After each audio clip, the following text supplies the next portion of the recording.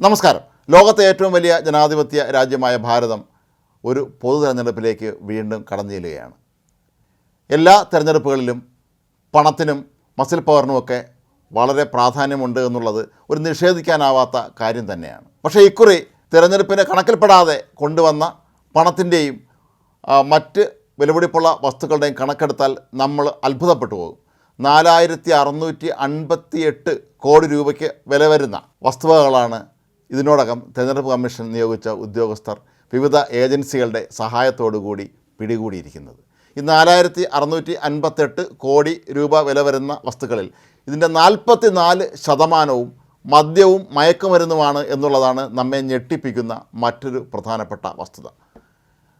India പോലുള്ള ഒരു രാജ്യത്ത് തിരഞ്ഞെടുപ്പ് നടക്കുമ്പോൾ വിവിധ ലോക രാഷ്ട്രങ്ങളിൽ നിന്നുള്ള പ്രതിനിധികൾ പലപ്പോഴും ഇവിടെ എത്താറുണ്ട്. ഇവിടുത്തെ തിരഞ്ഞെടുപ്പ് പ്രവർത്തനങ്ങളൊക്കെ അവർ നിരീക്ഷിക്കാറുണ്ട്. ഇത് സംബന്ധിച്ച റിപ്പോർട്ടുകളൊക്കെ തന്നെ അന്താരാഷ്ട്ര തലത്തിൽ സാധാരണ പ്രസിദ്ധീകരിക്കാറുമുണ്ട്.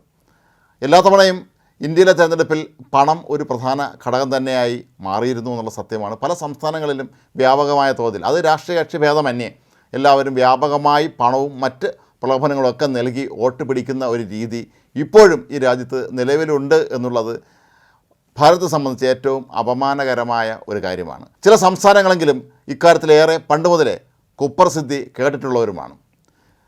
കഴിഞ്ഞ ലോക്സഭാ തെരഞ്ഞെടുപ്പ്, അതായത് 2019 കണക്കും ഇത്തവണത്തെ ഇത്തരത്തിൽ പിടികൂടിയ പണത്തിൻ്റെയും മറ്റ് വിലപിടിപ്പുള്ള വസ്തുക്കളുടെയും കണക്കും തമ്മിൽ വലിയ ഒരു അന്തരമാണ് കാണിക്കുന്നത്. കഴിഞ്ഞ മാസം അഥവാ മാർച്ച് 1 മുതൽ ഈ മാസം ഏപ്രിൽ 13 വരെയുള്ള കണക്കാണ് ഈ 4658 കോടി രൂപ എന്നുള്ളത്.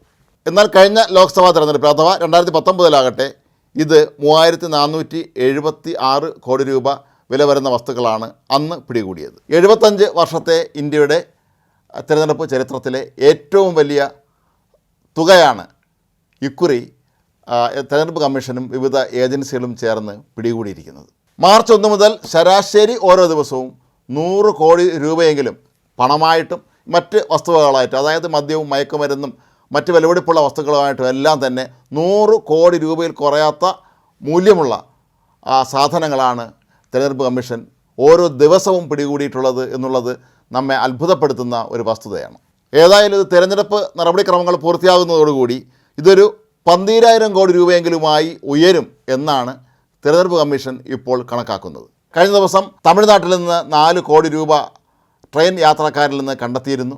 ഇത് ഒരു NDA സ്ഥാനാർത്ഥിക്ക് വേണ്ടി കൊണ്ടുപോയ പണമാണ് എന്നാണ് ഇപ്പോൾ കണ്ടെത്തിയിരിക്കുന്നത്. ഇതുപോലെ എല്ലാ രാഷ്ട്രീയ കക്ഷികളും ഇത്തരത്തിൽ വൻതോതിൽ പണം നൽകിയും മദ്യവും മയക്കുമരുന്നുമൊക്കെ നൽകിയും അതല്ലെങ്കിൽ മറ്റു വിലപിടിപ്പുള്ള സമ്മാനങ്ങൾ നൽകിയും ഒക്കെ തന്നെ വോട്ട് പിടിക്കുന്ന കാഴ്ച നമുക്കറിയാം. നമ്മുടെ തൊട്ടയൽ സംസ്ഥാനമായ തമിഴ്നാട്ടിൽ പലപ്പോഴും ഈ തെരഞ്ഞെടുപ്പുകൾക്ക് ഇത്തരത്തിലുള്ള ഈ വാഗ്ദാനങ്ങളും സമ്മാന പെരുമഴയൊക്കെ തന്നെ പലപ്പോഴും റിപ്പോർട്ട് ചെയ്യപ്പെട്ടിട്ടുള്ളതാണ്.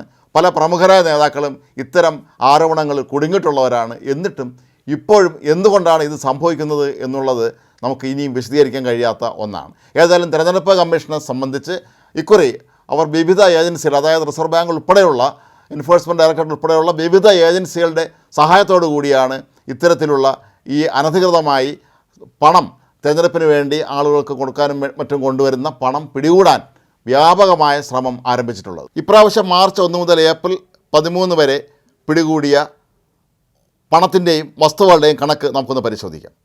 പണമായി മാത്രം 395 കോടി രൂപ, മദ്യം 489 കോടി രൂപ വില വരുന്നത്, മയക്കുമരുന്നുകൾ 2069 കോടി വില വരുന്നത്, വിലപിടിപ്പുള്ള മറ്റ് വസ്തുക്കൾ 562 കോടി രൂപ, അതുപോലെ രേഖകളില്ലാതെ കടത്തിക്കൊണ്ടുവന്ന മറ്റ് പണവും വസ്തുക്കളുമൊക്കെ 1143 കോടി രൂപ. കഴിഞ്ഞ ലോക്സഭാ തെരഞ്ഞെടുപ്പിലെ കണക്ക് നമുക്കൊന്ന് പരിശോധിക്കാം.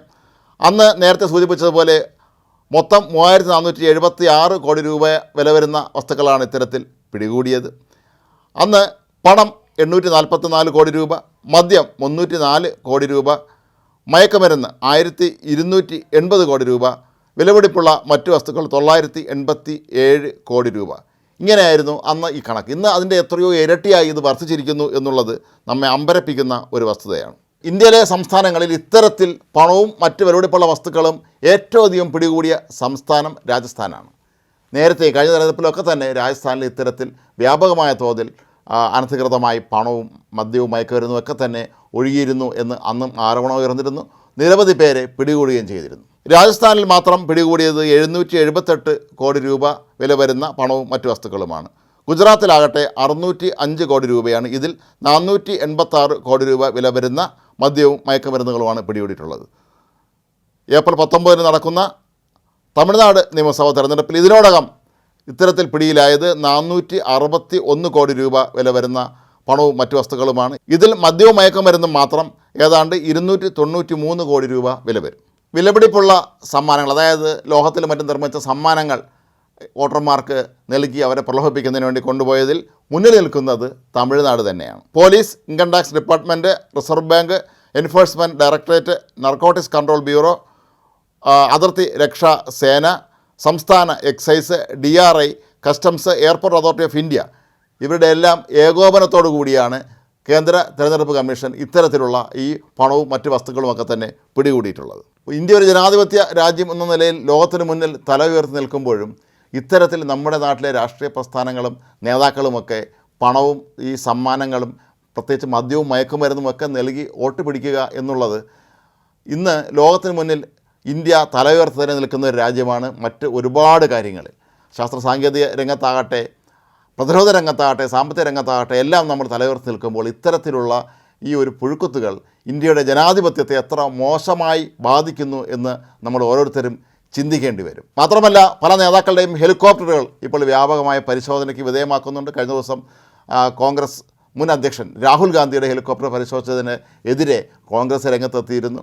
പല ലോക്സഭാ തെരഞ്ഞെടുപ്പുകളിൽ ഇത്തരത്തിലുള്ള ഈ സ്വകാര്യ വിമാനങ്ങളും സ്വകാര്യ ഹെലികോപ്റ്ററുകളും ഒക്കെ തന്നെ വ്യാപകമായി പണം കടത്തുന്നതിന് ഉപയോഗിക്കുന്നതായി ആരോപണങ്ങൾ ഉയർന്നിരുന്നു. ഒരുപക്ഷെ ആ സാഹചര്യത്തിലാകാം ഇപ്പോൾ രാഹുൽ ഗാന്ധിയുടെ ഹെലികോപ്റ്ററും പരിശോധിച്ചത്. ഏതായാലും തെരഞ്ഞെടുപ്പ് കമ്മീഷനെ സംബന്ധിച്ച് നിഷ്പക്ഷമായി എല്ലാ രാഷ്ട്രീയ പാർട്ടികളെയും നേതാക്കന്മാരെയും ഒരുപോലെ കണ്ട് ഇത്തരത്തിലുള്ള കർശനമായ പരിശോധന നടത്തിയാൽ മാത്രമേ നമ്മുടെ രാജ്യത്തെ ബാധിച്ചിരിക്കുന്ന ഈ ഒരു അപമാനത്തിൽ നിന്ന് അല്ലെങ്കിൽ പുഴുക്കത്തിൽ നിന്ന് നമുക്ക് മോചനം ലഭിക്കുകയുള്ളൂ.